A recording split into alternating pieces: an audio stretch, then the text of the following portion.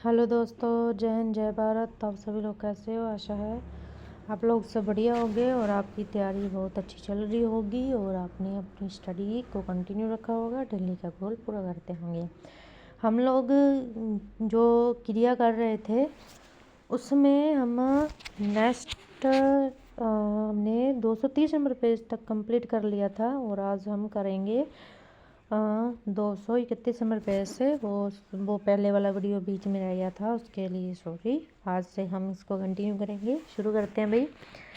हम कर रहे थे ऊपर एक कर्मक क्रिया, यानी सकर्मक क्रिया के दो भेद होते हैं, एक कर्मक क्रिया और द्विकर्मक क्रिया। इसमें हमने एक कर्मक क्रिया कर ली थी और द्विकर्मक क्रिया कंटिन्यू की हुई थी, तो उससे आगे हम शुरू करते हैं।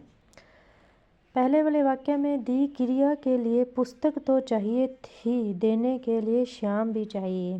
क्या भाई?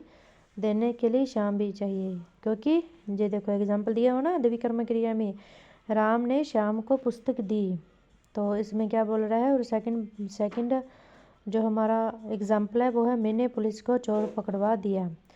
उपयुक्त वाक्यों में श्याम और पुस्तक तथा पुलिस और चोर दो दो कर्म नहीं होंगे तो ये क्रियाएं संभव ही नहीं हो पाएंगी। पहले वाले वाक्य में दी क्रिया के लिए पुस्तक तो चाहिए ही, देने के लिए श्याम भी चाहिए। इसी तरह पकड़वा दिया क्रिया संपन्न करने के लिए चोर भी चाहिए और पुलिस भी। द्विकर्मक क्रिया वाले वाक्य में एक कर्म के आगे कर्म कारक का चिन्ह को लगा रहता है तथा दूसरे कर्म को हम क्रिया के पहले क्या प्रश्न पूछकर जान सकते हैं। जैसे मैंने पुलिस को चोर पकड़वा दिया, पुलिस के आगे को कारक चिन्ह लगा हुआ है तथा क्या पकड़वा दिया का उत्तर होगा चोर, अतः दूसरा कर्म चोर है। माँ ने बच्चे को खाना खिला दिया, क्या खिला दिया? खाना। जहाँ बच्चा पहला कर्म है तथा खाना दूसरा कर्म है। क्रिया की पूर्णता के आधार पर भेद देखें तो अपूर्ण क्रिया। कुछ क्रियाओं का अपने आप में अर्थपूर्ण ही नहीं होता, इसलिए अर्थपूर्ण करने के लिए किसी अन्य पूरक शब्द पर निर्भर होना होता है जो क्रिया न होकर संज्ञा या विशेषण पद होता है। ऐसी क्रियाओं को अपूर्ण क्रिया कहते हैं, अर्थात क्रिया अपना अर्थ समय न देकर संज्ञा विशेषण पद से ही दे पाती है। जैसे अजीत श्याम को मूर्ख समझता है, मूर्ख विशेषण के बिना क्रिया समझता है का अर्थ स्पष्ट नहीं होगा। अशोक जी हमारे गुरु थे, गुरु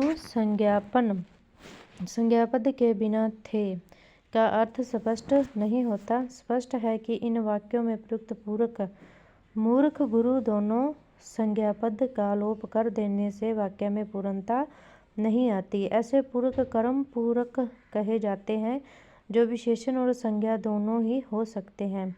आगे है पूर्ण क्रिया। जिस क्रिया पद से क्रिया का अर्थ स्पष्ट हो जाए, पूरक के रूप में गैर क्रियापद संज्ञा विशेषण की आवश्यकता नहीं हो, उसे पूर्ण क्रिया कहते हैं। जैसे लड़का सोता है, लड़का पढ़ता है। जहाँ सोता है पढ़ता है क्रियापद से पूर्ण अर्थ निकल जाता है। ये दोनों पद क्रियापद ही हैं, अतः ये पूर्ण क्रियाएं हैं। आगे क्रिया की संरचना के आधार पर भेद।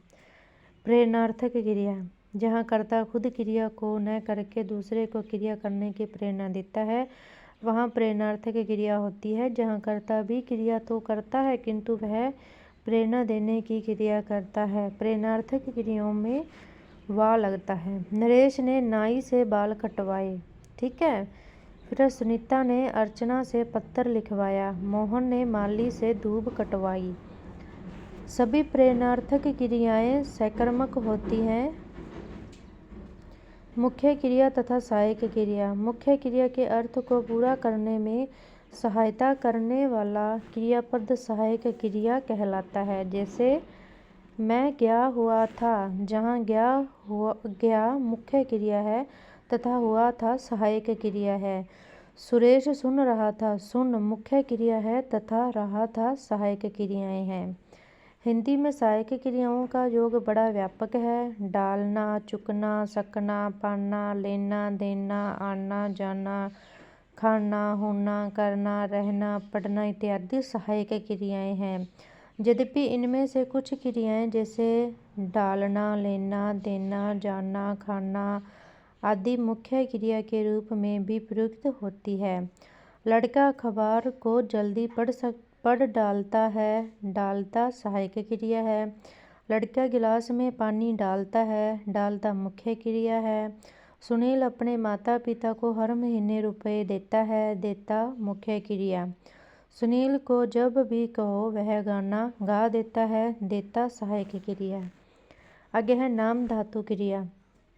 जब संज्ञा में विशेषण अर्थात नामपद शब्दों के अंत में प्रत्यय जोड़ने पर किसी क्रिया का निर्माण होता है तब वह नाम धातु क्रिया होती है। जैसे सेठ ने मकान हथियाया। हाथ संज्ञा पद है।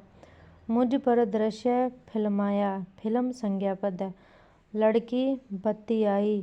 बात संज्ञा पद है।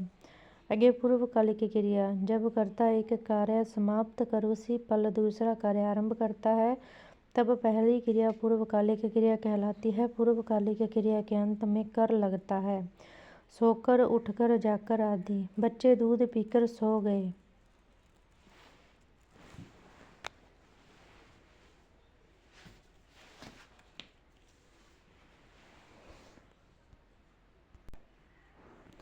बच्चे दूध पीकर सो गए। सोने से पहले दूध पिया। ठीक है। जब पूर्वकालिक की क्रिया हुई फिर रमेश खाना खाकर विद्यालय गया। रमेश खाना खाने के बाद विद्यालय गया। लेकिन रमेश ने खाना खाया और उसके बाद विद्यालय गया। वाक्य में पहली क्रिया पूर्वकालिक नहीं है बल्कि दोनों ही क्रियाएं स्वतंत्र क्रियाएं हैं क्योंकि दोनों क्रियाएं दो अलग अलग उपवाक्यों की क्रियाएं हैं। आगे है तात्कालिक क्रिया। यह क्रिया भी मुख्य क्रिया से पहले संपन्न हो जाती है। इसमें और मुख्य क्रिया में समय का अंतर नहीं होता किंतु पहली क्रिया के घटने के तत्काल बाद दूसरी क्रिया के घटने का बोध होता है जो ही निपात से संभव होता है। इसका एग्जाम्पल है वह खाना खाते ही तात्कालिक क्रिया सो गया। वह नहाते ही मंदिर चला गया यानी तात्कालिक क्रिया। आगे संयुक्त क्रिया। जब दो या दो से अधिक क्रिया धातुओं के योग से क्रियापद बनता है तो उसे संयुक्त क्रिया कहते हैं। संयुक्त क्रिया में कई क्रियाओं के संयुक्त हो जाने से एक क्रिया का अर्थ निकलता है। जैसे वह खाना खा चुका होगा। दीक्षा लिखा करती होगी। पानी बरसने लगा है। मैं जहाँ रोज आ जाया करता हूँ दोपहर में लोग सो रहे होते हैं। आगे है इन सभी वाक्यों में पहला क्रियापद मुख्य क्रिया है तथा बाद के सभी क्रियापद सहायक क्रियाएं हैं और मुख्य क्रिया तथा सहायक क्रियाओं को मिलकर बने क्रियापद समूह संयुक्त क्रियाएं हैं। सहायक क्रिया एक भी हो सकती है, पढ़ता है और एक से अधिक भी जैसा कि ऊपर के वाक्यों में है। ठीक है। ये PYQ है, आप लोग पॉज करके देख लेना।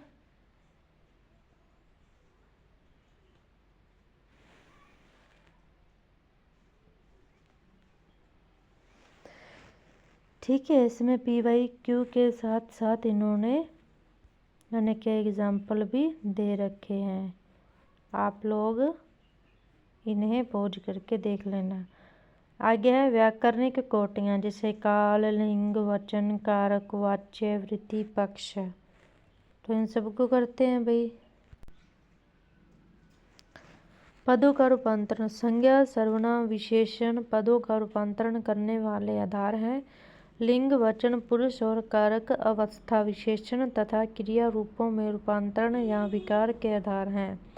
लिंग, वचन, पुरुष, काल, वाच्य, वृत्ति, भाव या अर्थ, पक्ष और कृदंत क्रियापद के अंत में लगने वाला कृत प्रत्यय के आधार पर होता है जबकि अपव्यय पदों में इस प्रकार का रूपांतरण प्राय नहीं होता। आगे है व्याकरणिक कोटियाँ जैसे लिंग, काल, लिंग, वचन, परसर्ग, वाच्य, वृत्ति और पक्ष। क्रिया पदबंध में मुख्य क्रिया को छोड़कर जो भी अंश शेष रह जाता है वह सहायक क्रिया का होता है। काल, पक्ष, वृत्ति तथा वाच्य ऐसी व्याकरणिक कोटियाँ हैं जिनमें सहायक क्रिया का निर्माण होता है और ये सहायक क्रियाएं अनेक कालों वर्ती पक्ष वाच्य को व्यक्त करने में सहायता करती हैं। अब हम काल पढ़ेंगे यानी टेंस। प्राय लोग काल और समय को एक ही मान लेते हैं, परंतु ये एक नहीं है। समय एक भौतिक इकाई, भौतिक सत्य है तथा काल एक व्याकरणिक भाषिक अवधारणा है। किसी क्रिया के घटित होने के समय के प्रति वक्ता का जो मानसिक बोध वाक्य में व्यक्त होता है वही व्याकरणिक काल है। क्रिया किसी गतिविधि के घटित होने के समय का बोध कराती है। समय तो एक ऐसा प्रवाह है जो निरंतर बहता रहता है। समय के इस प्रवाह में यदि कहने के समय कोई क्रिया घटित होती है तो वह उसका वर्तमान काल कहलाता है। कथन से पूर्व जो कुछ भी घटित हुआ है वह भूतकाल समय कहलाएगा तथा कथन के बाद जो कुछ घटित होगा वह भविष्यकाल समय कहलाएगा। चूंकि समय को भूत, वर्तमान तथा भविष्य 3 वर्गों में बांटा जाता है, उसी के आधार पर काल को भी परंपरागत व्याकरण में वर्तमान काल, भूतकाल तथा भविष्य काल 3 वर्गों में बांट लिया जाता है। वर्तमान काल प्रेजेंट टेंस देखें तो कथन के क्षण के साथ साथ क्रिया का होना अर्थात वर्तमान समय में होना वर्तमान काल के अंतर्गत आता है। जैसे वह किताबें बेचता है। आप क्या करते हैं? मैं खाना खा रही हूँ। भूतकाल देखें तो कथन के क्षण के पूर्व क्रिया व्यापार का होना अर्थात बीते हुए समय में होना भूतकाल है। जैसे मैंने चाय पी ली है, मैं आगरा गया था, बच्चा चला गया, वे पत्र लिख रहे थे। आगे भविष्य काल यानी फ्यूचर टेंस। कथन के क्षण के बाद क्रिया का होना अर्थात भविष्य में होना भविष्य काल है। जैसे वह कल दिल्ली जा रहा है। क्रिया वर्तमान काल जैसी किंतु है भविष्य काल। मैं काम नहीं करूँगा, कल हम इस समय परीक्षा दे रहे होंगे। आगे है वर्तमान काल के भेद। तो वर्तमान काल के 3 भेद माने गए हैं। सामान्य वर्तमान, प्रेजेंट इंडेफिनिट।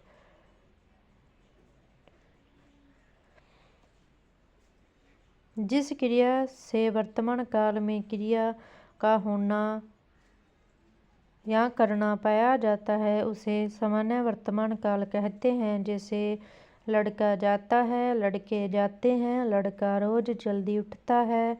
सामान्य वर्तमान में आदत होने का संकेत तथा हमेशा होने वाली घटनाएं, अवधारणाएं भी सम्मिलित रहती हैं। जैसे यह लड़का हमारे घर आता रहता है, 2 और 2 हमेशा 4 होते हैं। ग्रीष्म ऋतु के बाद वर्षा ऋतु आती है। आगे है पूर्ण वर्तमान। क्रिया के जिस रूप से यह पता चले कि कार्य वर्तमान काल में शुरू हो गया है लेकिन अभी तक पूरा नहीं हुआ है तथा अभी भी जारी है, उसे पूर्ण वर्तमान कहते हैं। इसे सातत्य वर्तमान, प्रेजेंट कंटिन्यूअस भी कहा जा सकता है। जैसे लड़का खेल रहा है, शिक्षक पढ़ा रहे हैं, रहा है आया रहना तो यह कंटिन्यू है। आगे संदिग्ध वर्तमान यानी जिसमें संदेह हो। क्रिया के जिस रूप द्वारा काम के वर्तमान काल में होने या करने में अनिश्चय का बोध हो उसे संदिग्ध वर्तमान के नाम से जाना जाता है। जैसे लड़के बाजार से आते होंगे संदिग्ध है ना, पिताजी दफ्तर पहुंचते होंगे संदिग्ध है ना।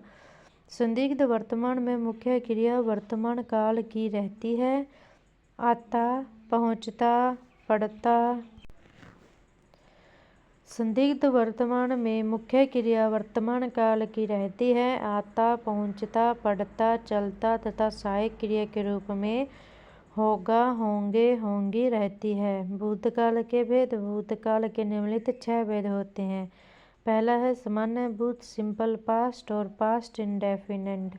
जिस काल से भूतकाल में क्रिया के सामान्य रूप से समाप्त हो जाने का संकेत मिलता है उसे सामान्य भूतकाल कहते हैं। जैसे लड़का आया, लड़की ने खाना खाया। आसन्न भूतकाल क्रिया के जिस रूप से क्रिया के अभी अभी समाप्त होने का बोध हो उसे आसन्न भूतकाल कहते हैं। आसन्न का अर्थ है निकट। आसन्न भूत से यह बोध होता है कि कार्य अभी अभी निकट भूत में ही पूर्ण हुआ है, जैसे वह अभी अभी आया है, उसने हाल में चाय पी है। विशेष टिप्पणी: अंग्रेजी में इसे प्रेजेंट परफेक्ट में सम्मिलित किया जाता है, जबकि हिंदी में यह आसन्न भूतकाल माना जाता है। आगे है पूर्ण भूत यानी पास्ट परफेक्ट। भूतकाल की जिस क्रिया से यह सूचित होता है कि कोई कार्य भूतकाल में बहुत पहले समाप्त हो चुका था, वह पूर्ण भूत कहलाता है। जैसे लड़का खाना खा चुका था, लड़की कल ली गई थी, मेरे उठने से पहले सूरज उग चुका था। आगे है अपूर्ण भूत यानी पास्ट इम्परफेक्ट या फिर इनकम्प्लीट पास्ट। तो भूतकाल की जिस क्रिया से यह विदित हो कि कार्य भूतकाल में प्रारंभ हो चुका था, चल रहा था, किंतु काम पूरा नहीं हुआ था, जारी था, उसे अपूर्ण भूत कहते हैं। जैसे लड़का पढ़ रहा था, माँ खाना बना रही थी, इसे अंग्रेजी में पास्ट कंटिन्यू कहते हैं। आगे है संदिग्ध भूत यानी डाउटफुल पास्ट। भूतकाल की जिस क्रिया के करने अथवा होने पर अनिश्चितता अर्थात निश्चय पूर्वक नहीं कहा जा सकता कि कार्य हुआ था क्या प्रतीत हो, जय संदिग्ध भूत कहलाता है। जैसे लड़की ने कविता पढ़ी होगी, लड़के ने गीत गाया होगा। नेक्स्ट है संदिग्ध वर्तमान और संदिग्ध भूतकाल दोनों में होगा, होगी, होंगे, होंगी सहायक क्रियाएं तो समान रहती हैं, किंतु संदिग्ध वर्तमान में मुख्य क्रिया वर्तमान काल की पड़ता चलता होती है तथा संदिग्ध भूतकाल में भूतकाल की पड़ा चला रहती है। हेतुमंद भूतकाल यानी कंडीशनल पास्ट। जिस क्रिया से यह जाना जा सके कि कार्य भूतकाल में हो सकता था, परंतु क्रिया अन्य कार्य के हो सकने या न हो सकने के कारण हेतु से हो सका या न हो सका, वहाँ हेतुमंद भूतकाल होता है। जैसे कपिल पढ़ता तो उत्तीर्ण हो जाता, हेतु भूतकाल है। कपिल पढ़ा इसलिए उत्तीर्ण हो गया, हेतु भूतकाल है। यदि वर्षा होती तो फसल हो जाती, हेतु भूतकाल है। आगे भविष्य काल के भेद। भविष्य काल के 3 भेद माने गए हैं: सामान्य भविष्य फ्यूचर इंडेफिनेट तथा सिंपल फ्यूचर।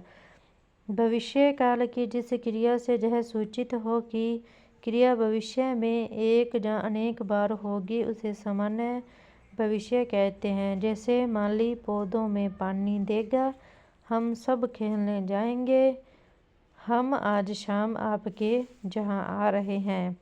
क्रिया वर्तमान जैसी किंतु भविष्य काल। आगे संभाव्य भविष्य डाउटफुल फ्यूचर। क्रिया के जिस रूप से भविष्य काल में कार्य के होने की संभावना पाई जाती है, उसे संभाव्य भविष्य कहलाता है। जैसे वह शायद कल सवेरे आ जाएं, हो सकता है मेहमान कल ही आ जाएं। संभाव्य भविष्य। संभाव्य भविष्य की क्रियाओं से कार्य के होने का निश्चित पता नहीं चलता, केवल उसकी संभावना का बोध होता है, जिसे संभव है, हो सकता है आदि पदों से व्यक्त किया जाता है। सातत्य बोधक भविष्य फ्यूचर कंटिन्यू।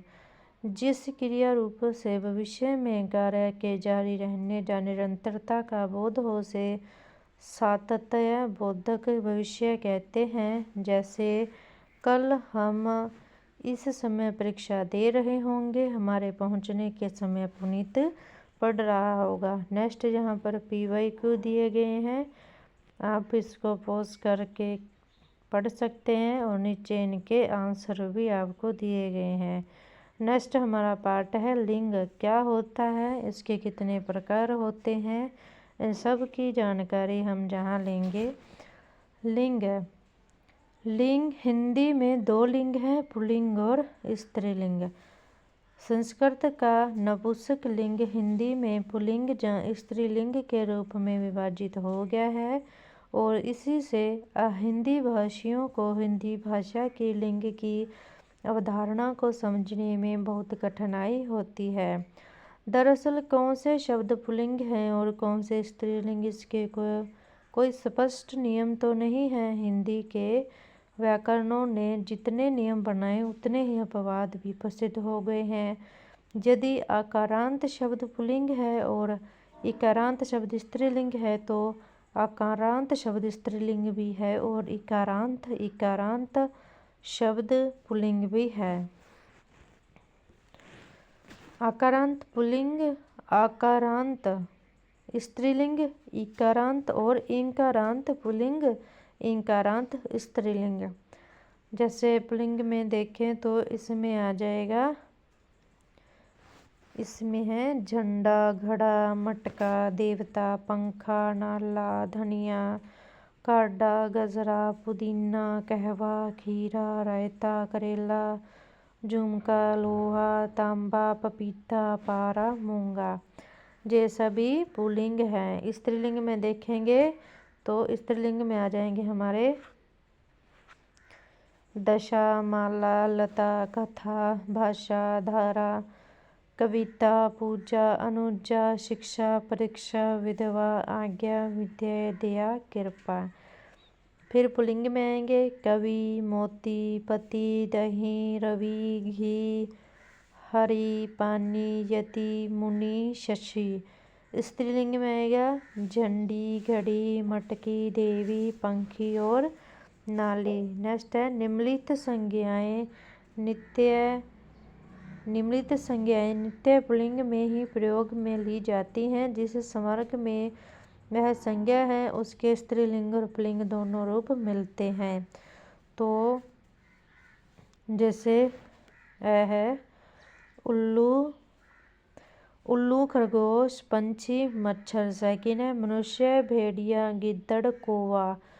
स है गेंडा, देश, दही, तोता। द है पानी, घी, गायक, गुस्सा। तो द है इसका गायक और गायिका। नेक्स्ट निम्नलिखित संज्ञाएं नित्य स्त्रीलिंग में ही प्रयोग में ली जाती हैं, किंतु किसी एक संवर्ग में एक शब्द ऐसा है जो स्त्रीलिंग एवं पुल्लिंग दोनों रूप बनाता है। तो इसमें पहला ए है संतान, कोयल, मक्खी, सवारी। ब है मकड़ी, सास, तितली, छिपकली। स है मैना, लोमड़ी, छाछ, अनुज। द है मिठास, चिकनाई, जलज, जलन, लिखावट। स है इसका अनुज और अनुजा। आगे अभ्यास क्वेश्चन PYQ दिए गए हैं, आप इनको पॉज करके देख सकते हैं और नीचे इनका आंसर भी आपको दिए गए हैं। नेक्स्ट हमारा पार्ट है वचन, जहाँ पर वचन के दो प्रकार बताए गए हैं, एक वचन और बहुवचन। संस्कृत में द्विवचन भी होता था, किंतु हिंदी में दो के लिए भी बहुवचन वाला रूप भी चलता है। वचन का प्रभाव संज्ञा लड़का, लड़के, सर्वनाम मैं, हम, विशेषण छोटा लड़का, छोटे लड़के तथा क्रिया पढ़ता है, पढ़ते हैं पर पढ़ता है। संज्ञाओं में एक वचन से बहुवचन बनाने के नियम एवं त्रियक रूप। अकारांत पुल्लिंग, एकारांत में संज्ञा आ से ए तक। एक वचन देखें तो धागा, लड़का, कमरा, मुर्गा। त्रियक रूप देखें तो धागे में, लड़के में, कमरे में, मुर्गे में। बहुवचन धागे, लड़के, कमरे, मुर्गे। इसका त्रियक रूप क्या होगा? धागों, लड़कों, कमरों और मुर्गों। अकारांत का अर्थ है जो शब्द आ स्वर के साथ समाप्त होता है, जैसे लड़का, लड़का, पंखा। इसी प्रकार इकारांत लड़की, इकारांत लड़के एवं उकारांत भालू शब्द होते हैं। गणनीय संज्ञाओं का तिर्यक रूप कारक चिन्ह लगने पर आ से ए से ओ हो जाता है। लड़का, लड़के, लड़के और लड़कों। अगणनीय संज्ञाओं का बहुवचन नहीं बनता। सोना का सोने या बाजरा का बाजरे बहुवचन नहीं बनता। आकारांत एक वचन संज्ञा के आगे कारक चिन्ह लगने पर आ से ए में बदल जाता है, उसे तिर्यक रूप कहते हैं। जैसे बड़ा लड़का खाना ठंडा करता है, बड़े लड़के ने खाने को ठंडा किया। जहाँ बड़े लड़के खाने सब एक वचन रूप ही हैं, जहाँ आ के ए में परिवर्तन ने को कारक चिन्ह के कारण हुआ है। कारक चिन्ह के कारण अकारांत का इकारांत में परिवर्तन बहुवचन रूप नहीं है, बल्कि संज्ञा विशेषण का तिर्यक यानी टेढ़ा हो जाना रूप है। इसी प्रकार सोने से आभूषण बनते हैं, बाजरे में पानी नहीं दिया। वाक्यों में सोने और बाजरे रूप बहुवचन नहीं है, बल्कि से तथा में कारक चिन्ह के कारण ये उनके तिर्यक रूप हैं। अकारांत के अलावा शेष संज्ञा रूपों का एक वचन एवं बहुवचन एक जैसा होता है। जैसे एक वचन देखें तो घर बन रहा है, हाथ लटक रहा है, हाथी मचल गया, साधु अच्छा है। इसके तिर्यक रूप देखें, घर, हाथ, हाथी और साधु। बहुवचन घर बन रहे हैं, हाथ लटक रहे हैं, हाथी मचल रहे हैं, साधु अच्छे हैं। इनके तिर्यक रूप बताओ तो घरों, हाथों, हाथियों, साधुओं। आकारांत, अकारांत या फिर आकारांत स्त्रीलिंग संज्ञा, इसमें आ से ए हो जाएगा। इसमें एक वचन देखें, भेड़ खड़ी है, सभा हुई। बहुवचन में बेडें खड़ी हैं, सभाएं हुई। व्याकरणिक कोटियाँ शब्द अन्य बोतल, भैंस, पुस्तक, खबर, गाय, पूछ, आदत, भाषा, कक्षा, पाठशाला, लता, शाखा, इच्छा, शिक्षिका के तिर्यक रूप होंगे बोतलें, भैंसें, पुस्तकें, भाषाएं, कक्षाएं आदि।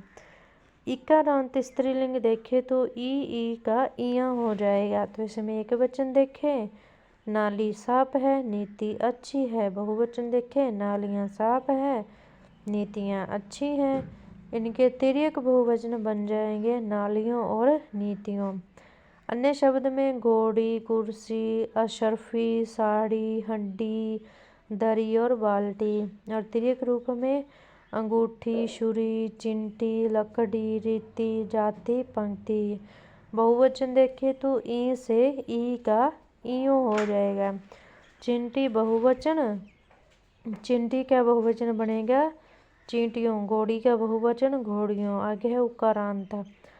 उकारांत स्त्रीलिंग, इसमें छोटा ऊ बड़ा ऊ का उए हो जाएगा, तिर्यक रूप ऊ का ऊ हो जाएगा।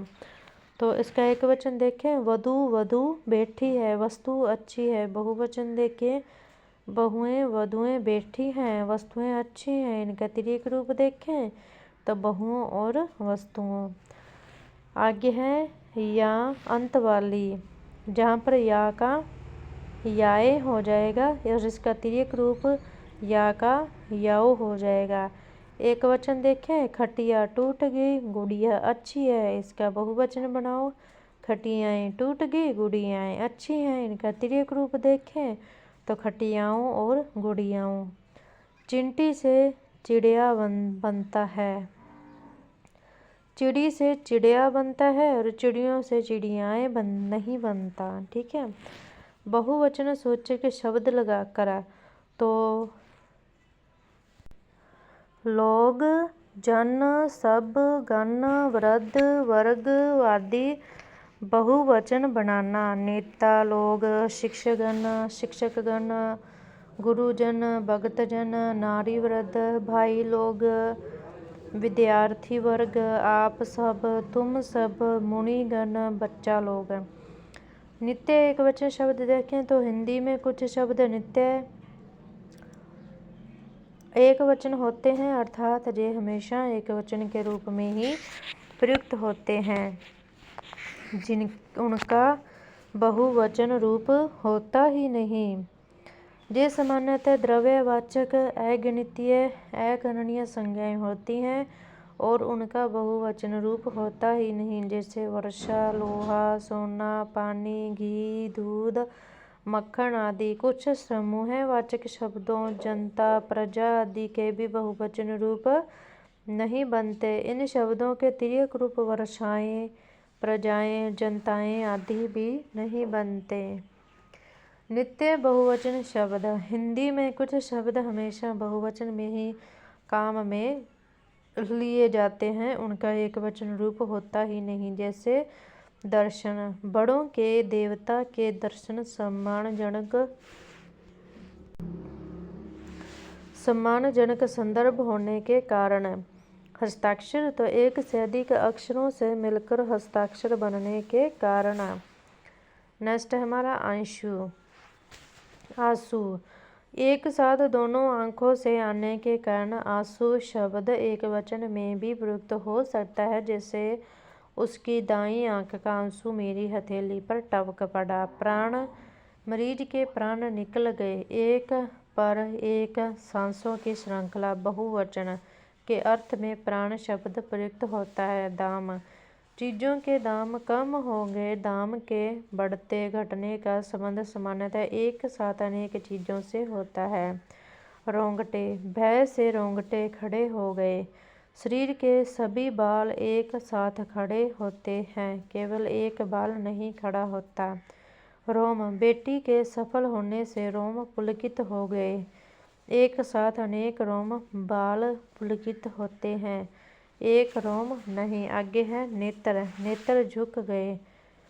एक साथ दोनों नेत्र झुकते हैं, लाल होते हैं, मूंदते हैं, एक नेत्र नहीं। आगे है तेवर। अफसर के तेवर बिगड़े हुए हैं। तेवर व्यवहार की अनेक गतिविधियों का नाम है। आगे है होश। होश उड़ गए, बहुवचन में प्रयुक्त होता है। होश उड़ गया नहीं होता, किंतु मरीज को होश आ गया में होश आने के संदर्भ में एक वचन रूप भी चलता है। आगे है क्रियाकलाप। अपराधियों के क्रियाकलाप अच्छे नहीं होते। विभिन्न प्रकार की क्रियाओं के समूह का रूप है क्रियाकलाप। एक वचन आदर सूचक का बहुवचन की तरह प्रयोग। भारतीय और हिंदी भाषी संस्कृति में आदरणीय व्यक्ति को हम सम्मानजनक रूप में संबोधित करते हैं तो एक वचन शब्दों का भी बहुवचन रूपों में प्रयोग करते हैं, जैसे मेरे पिताजी रोज व्यायाम करते हैं, एक वचन। मेरी सफलता पर नाना जी, गुरु जी, बड़े भाई साहब बहुत खुश हुए, एक वचन। अनेक लोग नवाचार इनोवेशंस कर रहे हैं। अनेक यानी अन्न प्लस एक। संदेव बहुवचन है तथा अनेकों शब्द अशुद्ध है। प्रत्येक संदेव एक वचन के संदर्भ में। प्रत्येक, हर एक, हर कोई व्यक्ति मेहनत कर रहा है, यह क्या है, एक वचन। आगे PYQ दिए गए हैं। पूरे इंडिया में जितने भी एग्जाम्स में आए हुए हैं, इन सभी के आंसर नीचे दिए गए हैं, आप इन्हें पॉज करके देख सकते हैं। हमारा नेक्स्ट पार्ट है कारक। क्रिया के साथ संज्ञा सर्वनाम के संबंध को कारक कहते हैं। संज्ञा की क्रिया के साथ अन्वय यानी अर्थ निकालने की संगति की योग्यता कारकत्व है। अन्य शब्दों में क्रिया को निष्पन्न करने की शक्ति जिसमें होती है, अर्थात क्रिया को क्रिया के रूप में स्थापित करने की शक्ति जिसमें होती है, उसे कारक कहते हैं। इस आधार पर इस वाक्य को ध्यान से पढ़िए।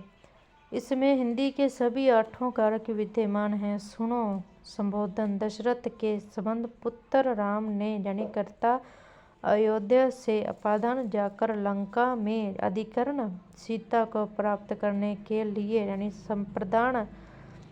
संप्रदान रावण को कर्म बाण से मारा यानी कर्ण।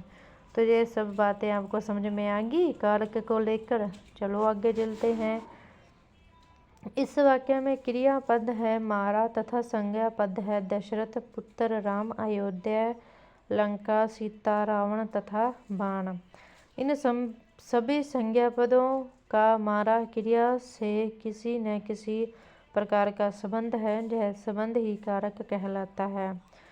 जो क्रिया को संभव बनाता है उसे कर्ता कहते हैं। कर्ता के अलावा क्रिया का जिस संज्ञापद पर प्रभाव पड़ता है उसे कर्म कहते हैं। राम ने रावण को मारा वाक्य में मारने की क्रिया करने वाला राम करता है तथा मारने की क्रिया का प्रभाव राम पर तो पड़ा ही। रावण के जिंदा रहते राम संकट में थे, अब विजेता बन गए। अब क्या बन गए? विजेता बन गए। किंतु राम कर्ता के बाद इस क्रिया का प्रभाव रावण पर भी पड़ा। पहले वह जीवित था, अब वह मर गया तो रावण कर्म हो गया। इसी प्रकार क्रिया जिस साधन उपकरण से की जाती है वह साधन करण होता है। बाण से मारा तो बाण करण कारण में है। जिस उद्देश्य यानी फल प्राप्ति के लिए क्रिया की जाती है उसे संप्रदान कहते हैं। सीता को प्राप्त करने के लिए मारा तो सीता संज्ञा संप्रदान कारक में है। क्रिया जब और जहाँ की जाती है वह समय या स्थान अधिकरण कारक में होता है। लंका में मारा, इसी प्रकार दशरथ के पुत्र तथा अयोध्या से जाकर में कर्मश संबंध एवं उपादान कारक है। यद्यपि संबंध कारक का क्रिया से सीधा संबंध नहीं है। जहाँ संज्ञाओं के आपसी संबंध तो बताता है न कि क्रिया के साथ संज्ञा के संबंध को बताता है, लेकिन यह संबंध भी उन संज्ञाओं को बताता है जो किसी न किसी प्रकार से क्रिया से जुड़ी हुई हैं। रावण को दशरथ ने तो नहीं मारा किंतु दशरथ के पुत्र राम ने मारा। इसी प्रकार संबोधन कारक में भी क्रिया से अप्रत्यक्ष संबंध रहता है। संबोधन के द्वारा सुनो लोगों को क्रिया मारा के घटित हो जाने की सूचना दी गई है। कारक चिन्ह रहित कारक। जे कारक चिन्ह हिंदी में शब्दों के बाद सदैव नहीं लगते। जैसे विपुल घर बैठा पुस्तक पढ़ रहा है। इस वाक्य में विपुल द्वारा पुस्तक के पढ़ने की क्रिया घर पर हो रही है। इसमें कारक इस प्रकार हैं। विपुल कर्ता जीरो कारक चिन्ह है। घर अधिकरण जीरो कारक चिन्ह है। बैठा पुस्तक कर्म जीरो कारक चिन्ह है। पढ़ रहा है। इस वाक्य में किसी भी संज्ञा पद के आगे कारक चिन्ह नहीं लगा हुआ है। यद्यपि इन संज्ञाओं के कारक संबंध तो हैं, ये संज्ञाएं क्रिया से जुड़ी हुई तो हैं किंतु कारक चिन्ह शून्य है। जैसे हिंदुओं में पति पत्नी के दाम्पत्य संबंध का चिन्ह गठ जोड़ा कपड़े की पट्टी होता है, किंतु वह किसी धार्मिक अनुष्ठान की विशेष स्थिति में ही अपनाया जाता है। बाकी सामान्य स्थिति में बिना गठजोड़े के भी पति पत्नी के संबंध रहते हैं किंतु गठजोड़ा हमेशा नहीं रहता। उसी प्रकार बिना कारक चिन्ह के भी कारक का संबंध तो रहता ही है किंतु कारक चिन्ह हमेशा नहीं लगता। अब इस वाक्य को देखिए। विपुल ने घर पर बैठकर पुस्तक को पढ़ लिया है। यही तीनों कारक चिन्ह उपस्थित हैं। अर्थ पर विशेष बल देने के लिए कारक चिन्हों का प्रयोग किया गया है। पहले वाले वाक्य में कारक को पहचानने में हमें सोचना पड़ता है कि ये संज्ञाएं विपुल घर पुस्तक किस कारक में हैं। दूसरे वाले वाक्य में तो कारक चिन्ह के कारण कारक स्पष्ट हो जाते हैं। इसलिए वाक्य में संज्ञाएं कारक संबंधों के साथ अवश्य होती हैं किंतु कहीं पर कारक चिन्ह लगे रहते हैं और कहीं पर नहीं। हमारी चुनौती यह है कि यदि कारक चिन्ह नहीं भी लगे हैं तो भी कारक को पहचान लें और यदि कारक चिन्ह लगे हैं तो हम अवश्य पहचान लें कि यह कारक चिन्ह किस कारक का है। हिंदी के 8 कारकों के चिन्ह इस प्रकार हैं। कर्ता ने, कर्म को, से, करण से, के द्वारा, संप्रदान के लिए, के वास्ते, के निमित्त, में, को, अपादान से, के, बनिस्बत की तुलना में, को, संबंध का, के, की, रा, रे, री, ना, ने, नी, अधिकरण में, पर, को, संबोधन है, अरे सुनो। जहाँ यह विचारणीय है कि हम जिस को कारक चिन्ह को केवल कर्म कारक का चिन्ह मान लेते हैं वह संप्रदान, अपादान और अधिकरण कारकों में भी लगता है। इन कारकों के चिन्हों के प्रयोग की कुछ विशेष स्थितियां परिस्थितियां हैं जिनका विवेचन यहाँ किया जा रहा है। कर्ता कारक ने कारक चिन्ह है। क्रिया को जो संपन्न करता है उसे कर्ता कहते हैं। हिंदी में कर्ता कारक में कर्ता के आगे सामान्य शून्य कारक चिन्ह लगता है, अर्थात कारक तो कर्ता होता है किंतु उसका कोई चिन्ह नहीं लगता। किंतु भूतकाल आसन्न भूतकाल को छोड़कर में सकर्मक क्रिया आने पर ने कारक चिन्ह का प्रयोग अवश्य होता है। जैसे मंजुल ने अखबार पढ़ा, यह वाक्य भूतकाल पढ़ा का है तथा जहाँ पढ़ना सकर्मक क्रिया है, अखबार कर्म है, इसलिए कर्ता के आगे ने कारक चिन्ह लगा है। इसी प्रकार अन्य वाक्य हैं। पूर्वा ने भोजन कर लिया है, भूतकाल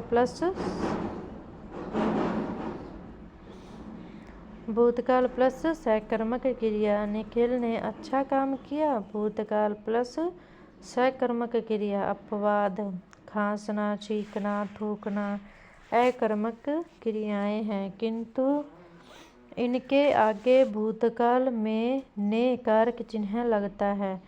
लड़के ने छींका, मरीज ने जहाँ थूक दिया, इतना जोर से किसने खांसा, नानी जी ने खांसा। दरअसल ये तीनों क्रियाएं खांसने के कफ, छींकने के पानी और थूकने के थूक कर्म जैसे किसी पदार्थ की अवधारणा से जुड़ी हुई हैं, अर्थात इन क्रियाओं के करने पर कुछ न कुछ पदार्थ बाहर आता है, इसलिए ये सकर्मक क्रियाओं की तरह प्रयुक्त होकर कर्ता के आगे ने की अपेक्षा करती हैं। आगे है जीरो कारक चिन्ह है।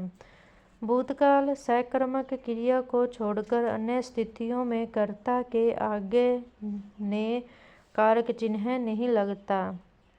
पूर्वा भोजन करती है, कर रही है, वर्तमान काल है। पूर्वा भोजन करेगी, भविष्य काल है। पूर्वा भोजन कर चुकी, आसन्न भूतकाल, वर्तमान काल की तरह का काल है। पूर्वा सो गई, पूर्वा चली गई, पूर्वा दौड़ी, भूतकाल किंतु अकर्मक क्रिया है। आगे है कर्म कारक को या फिर से। क्रिया का प्रथम प्रभाव कर्ता पर पड़ता है। लड़का सोता है, लड़का खाता है। वाक्यों में सोने और खाने का प्रभाव लड़का पर पड़ता है, किंतु क्रिया का प्रभाव कर्ता पर पड़ने के बाद जब किसी अन्य संज्ञा पद पर पड़ता है तो वह संज्ञा कर्म होती है और वह कर्म कारक में होती है। लड़का खाना खाता है, वाक्य में खाता है। क्रिया का प्रभाव लड़का पर पड़ने के बाद पहले वह भूखा था, खाने के बाद उसकी भूख मिट गई। दूसरा प्रभाव खाना पर पड़ा, पहले खाना बाहर थाली में था, अब वह थाली में नहीं रहा, लड़के के पेट में चला गया, खाने का रूप ही बदल गया। तो जहाँ खाना कर्म कारक में है, यद्यपि यहाँ खाना पद के बाद कोई भी कारक चिन्ह नहीं लगा हुआ है। आगे है कारक चिन्ह है, यानी कर्म कारक में सामान्यतः कोई कारक चिन्ह नहीं लगता। जैसे सुशील पुस्तक पढ़ता है, इसमें कोई भी कारक चिन्ह नहीं लगता। किसान खेत जोतेगा, कोई कारक चिन्ह नहीं है। शिक्षक ने भाषण दिया, कोई भी कारक चिन्ह प्रयोग नहीं किया गया है।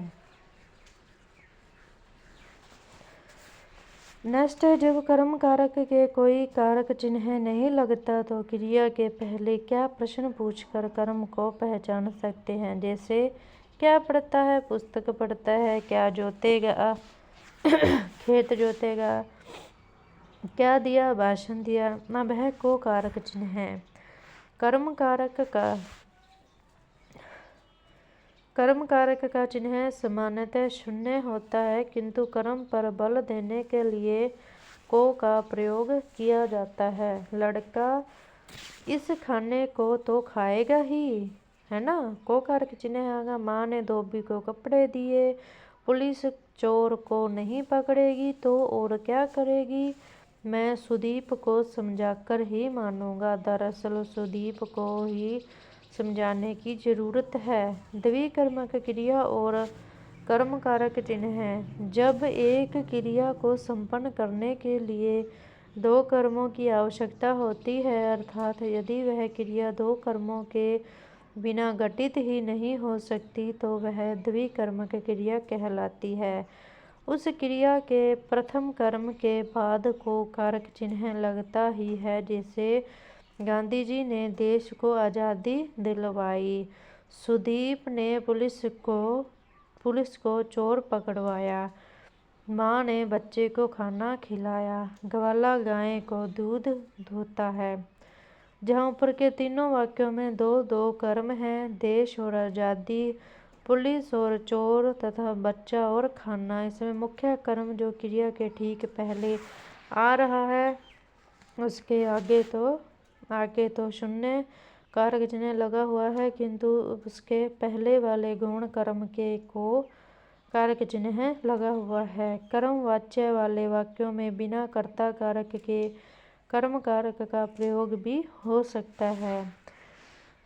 सेना को देश की रक्षा करनी ही होगी, गौण कर्म और मुख्य कर्म। विद्यार्थी को मेहनत करनी ही होगी, गौण कर्म और मुख्य कर्म। सरकार को बिजली देनी ही होगी, गौण कर्म और मुख्य कर्म। आगे है से कारक चिन्ह है। हिंदी में ऐसे प्रयोग भी मिलते हैं जिनमें कर्म कारक में को न लगकर से कारक चिन्ह कर्म कारक की भूमिका निभाता है। मैं आपसे पहले मिल चुका हूँ, उसने मुझसे बोला या फिर उसने मुझसे कहा। विनीत ने मुझसे हंसकर सारी बात बता दी।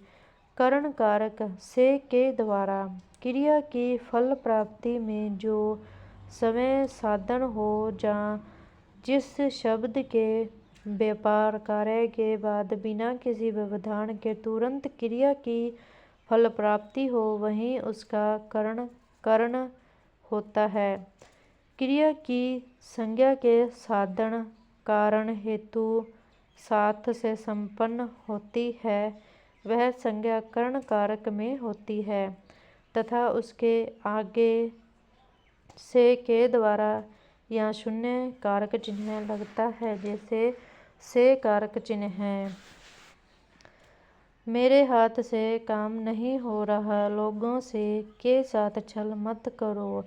विद्यार्थी क्रम से बैठे हैं, यह काम आपसे नहीं होगा, मैं पुलिस से तेरी शिकायत करूँगा। बस पेड़ से टकराकर दूर चली गई। पहले बस पेड़ साधन से टकराई है, अतः करण कारक है। वह दूर तो टकराने के बाद गई है, इसलिए पेड़ से टकराने में अपादान कारक नहीं है। नाव लहरों से टकराकर दूर समुद्र में खो गई। जहाँ भी नाव लहरों से टकरा रही है, इसलिए करण कारक है। दूर समुद्र में जाना बाद की क्रिया है। पत्र द्वारा सारी घटना स्पष्ट कर दो। पुनीत स्वभाव से संकोची है। सेब किस भाव से बेच रहे हैं, शिष्य गुरु से प्रश्न करता है।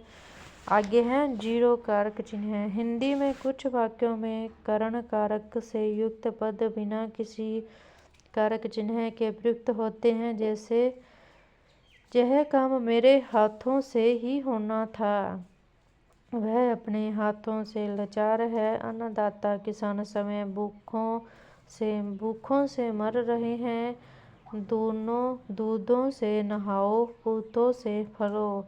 सांप पेट के बल से चलता है, उम्मीद के सहारे से सभी जीते हैं। आप इस तरह से उदास क्यों रहते हैं? करण कारक में से कारक चिन्ह लगता है और अपादान कारक में भी से कारक चिन्ह लगता है। उनकी सही पहचान करना और दोनों का अंतर समझना बहुत आवश्यक है, जो जहाँ संप्रदान कारक के विवेचन के बाद स्पष्ट किया गया है। आगे संप्रदान कारक के लिए, के वास्ते, के निमित्त, को, में, के लिए यानी कारक चिन्ह है। क्रिया जिस उद्देश्य लक्ष्य को लेकर संपन्न की जाती है, उस उद्देश्य को व्यक्त करने वाली संज्ञा संप्रदान कारक में होती है। जैसे मैं माँ के लिए गाड़ी लाया हूँ, के वास्ते निमित्त कारक चिन्ह है। बच्चों के वास्ते हेतु मिठाई ले आना, बहन बेटी के निमित्त लिए उदारता से खर्च करो, को कारक चिन्ह है। गुरुजी ने बच्चों को के लिए मिठाई दी, किंतु बच्चों को कर्म कारक मिठाई बनाना सिखाया। मैं को कर्म कारक में है। बेरोजगार को के लिए रोजगार चाहिए, भूखे को के लिए रोटी चाहिए, पेट के लिए को रोटी चाहिए, पेट के लिए को रोटी चाहिए। माँ ने भिखारी को के लिए कपड़े दिए, कपड़े भिखारी को पहनने के लिए दिए गए हैं, वापस लेने के लिए नहीं। कपड़े धोबी को भी दिए जाते हैं, लेकिन वे धोने के लिए दिए जाते हैं, धोबी के लिए नहीं। अतः माँ ने धोबी को कपड़े दिए, मैं कर्म कारक है, और भिखारी को कपड़े दिए, मैं संप्रदान कारक है। पिताजी ने नंगे भिखारी को कर्म कारक चौक में बिठाकर कपड़े पहनाए। नाना जी को के लिए मेरा प्रणाम, सभी बच्चों को के लिए मेरा प्यार। न्यायालय ने चोर को के लिए दंड दिया। ऊपर के वाक्य से स्पष्ट है कि जहाँ संज्ञा किसी क्रिया करने के उद्देश्य के लिए आई है, वहाँ वह संप्रदान कारक में है, चाहे उसमें के लिए कारक चिन्ह लगे जहाँ को कारक चिन्ह है। दरअसल कारक चिन्ह को किसी कारक विशेष के लिए निश्चित नहीं मानना चाहिए। वह जिस कारक के लिए काम में आता है, उसे उसी का चिन्ह मानना चाहिए। इसलिए को हमेशा कर्म कारक का ही चिन्ह नहीं मान लेना चाहिए। अपादान कारक से के बनस्तिबत की तुलना में एक संज्ञा किसी दूसरी संज्ञा के अलग होने की क्रिया को व्यक्त करती है, वह अपादान कारक में होती है। जैसे नदी पहाड़ से निकलती है, जहाँ निकलने की क्रिया में पहाड़ से नदी का अलगाव होता है, तो पहाड़ अपादान कारक में है। क्रिया के अलगाव का यह भाव 4 स्थितियों में होता है। वस्तु जहाँ वस्तु के अलगाव। लड़का बस से सामान उतार रहा है, मुँह से पानी गिर गया, हाथ से पेन गिर गया। एक समय का दूसरे समय से अलगाव, यानी एक समय का दूसरे समय से अलगाव। बच्चा सुबह से दोपहर तक सोता ही रहा, अब पूर्व जन्म से बहरी अंधी है, जन्म के समय से लेकर अभी के समय तक। आप लोग 6 से 8 बजे के बीच आ जाना, तुम आज से पढ़ाई शुरू कर दो। का, के, की द्वारा भी समय संबंधी लगाव अपादान। माता जी कब की से सो चुकी है, सुमित सबका इंतजार कर रहा है, मैं तो कब का से खड़ा हूँ, वह तो कब का से ही नौकरी लग गया। स्थान का स्थान से लगाव। नीरज दिल्ली से आया है, उसने जयपुर से पटना तक की यात्रा की। विपुला सिर से पांव तक गहनों से लदी थी। घर से बाहर तक कोई भी संतुष्ट नहीं मिला। भाव द्वारा लगाव। नीतू को अंजना से डर है, भय है, चिढ़ है, नफरत है, वितृष्णा है। ईर्ष्या है, लाज है, शर्म है।